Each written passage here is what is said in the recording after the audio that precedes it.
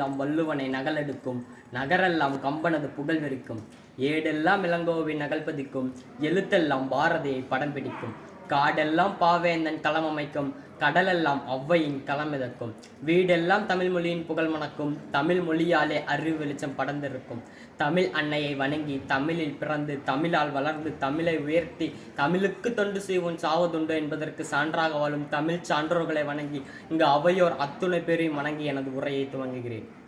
மன்னராட்சி ஒளிர்ந்து மக்களாட்சி மலர்ந்து இந்தியாவை ஆண்டுகொள்ள இந்திய அரசியலமைப்பு சட்டம் உருவான நாள் குடியரசு தின நாள்.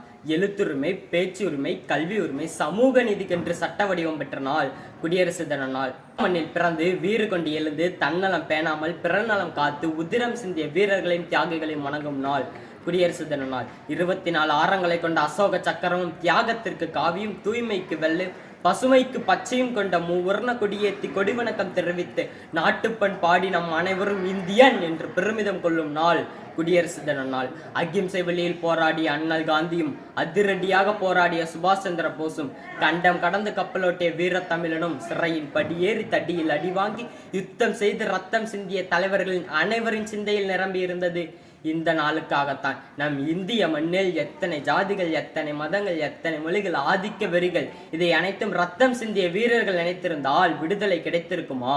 இல்லை, குடியரசு தினம்தான் கிடைத்திருக்குமா? பிறப்பது ஒரு முறைதான், இறப்பதும் ஒரு முறைதான், பின் எதற்கு இத்தனை வன்முறைகள்?